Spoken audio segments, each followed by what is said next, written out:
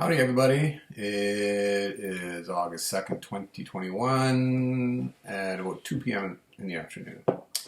So, Natalie and I, 2.5 months ago approximately, have made the decision and started the whole process of selling everything and moving to the Dominican Republic. And we just kind of want to catalog our... Yeah, the adventure. Yeah, the long, very expensive... Adventure, yes. Yeah. So what initially happened is on LinkedIn, some headhunter reached out to me and said, could you do this job in Abu Dhabi, blah, blah, blah, blah, blah. And I said, well, a remote job. And she said, no, on site if you're willing. But I just, in passing, mentioned it to my boss. And he goes, well, if you want to, go for it. And I says, no, I'd much rather be working from the Dominican Republic. He goes, well, you're working remote full time now. Maybe we can make that work so that I could continue to work for the same company. Mm-hmm. From down there. And then it was kind of an exciting moment because it wasn't even a thought, obviously. Oh. And then I told Greg, and Greg immediately started looking into doing that with his company.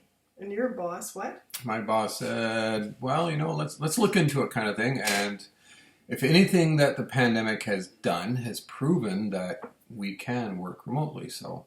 It doesn't matter where home is. Exactly. So, I mean, on my side of work, he asked me to start some kind of a plan, like a document to say... Do some research. Yeah. Do some research to look at contingencies and issues that could happen down there and what we would do to overcome them.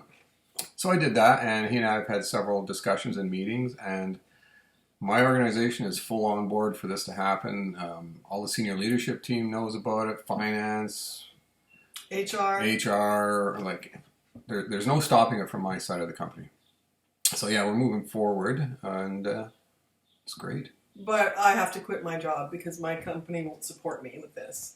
And I asked for a layoff package, and that they don't accommodate that kind of thing. So I'm quitting, and hopefully I'll be able to contract from down there.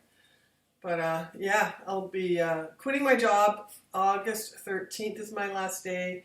And then I'll be the project manager for the rest of our move, basically. Try to keep everything organized without losing my cool. Yeah. While Greg continues to work.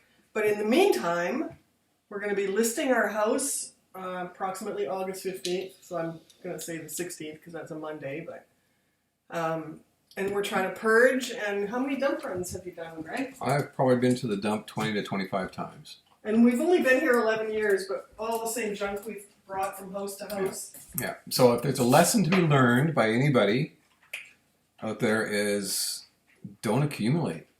Like we are both really looking forward to being down there with minimal possessions. I mean, we're not going to own a home. We will buy a car down there, hopefully relatively quickly. But we're not gonna own furniture and stuff, and stuff that just means nothing after a while. And we won't have boxes of stuff that never get opened. Yeah. Like everything here in our basement or somewhere. I mean, opening up boxes now, it's like, oh, I forgot we even had this. So then why do you keep it? Yeah, exactly. Okay, so we're also applying for Dominican residency. Mm-hmm.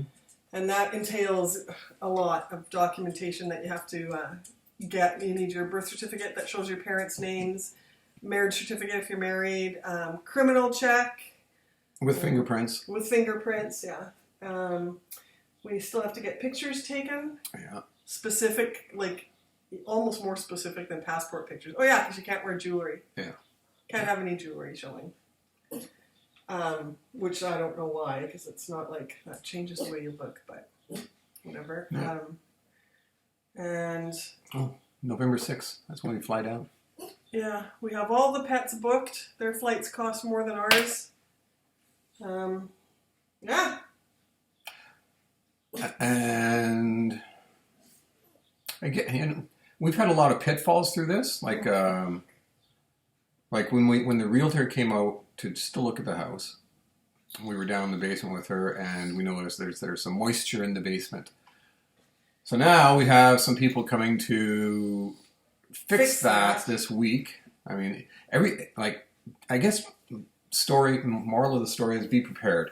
Like, that's a $9,000 hit. She said, you have to paint the whole house. She gave us the color, which, whatever, I don't care. And the time frame is just really short. And when you're working, so now we're hiring somebody to come in and paint. We did the basement. Yeah, though. yeah. And we had a good friend, Michelle, come Michelle. over on the weekend, and Natalie and Michelle painted the basement, which was great. But you were down there prepping the basement for those guys to come in. Yeah, yeah. So yeah, taking down all the drywall and the studs and everything up against the walls. But so yeah, we've been stupid busy, but we're keeping our eye on the prize. Can't wait. Yeah, it's very overwhelming. Yeah. So if anybody's planning on some big move, be ready for a ton of work. And lots of expenses initially. Like once we get down there, on Greg's salary, we should be doing fairly well. Yeah. Yeah. But in the meantime, because I won't be making any money after August 13th, it's going to be really tight. And then even getting the Dominican residency, what did you say it costs? It's about $1,000 US, $1,000 US. Because you have to get everything translated. They do it all for you, and then they say yay or nay. And most likely it's nay because something that they asked for isn't Exactly correct. Isn't perfect, Yeah. yeah. So that's, yeah. So it can take a long time, but everybody says start the process in your home country.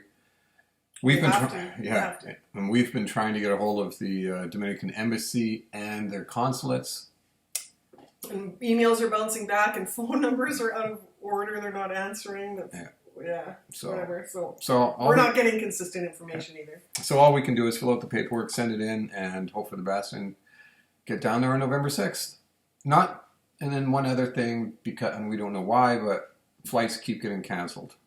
Yeah, WestJet's canceling. They canceled all of September, some of October. November still looks good, and we're not sure why they're canceling it. Could be because it's just not high season yet until November down there, or I don't know, maybe there's something that they know about COVID flaring up again somehow, or if it's any reason other than it not being high season, then we're hooped, because there's no other airlines that would allow us to take all our pets down with us, and we have nowhere to keep them in the meantime, and we would have to stagger flights going down or something.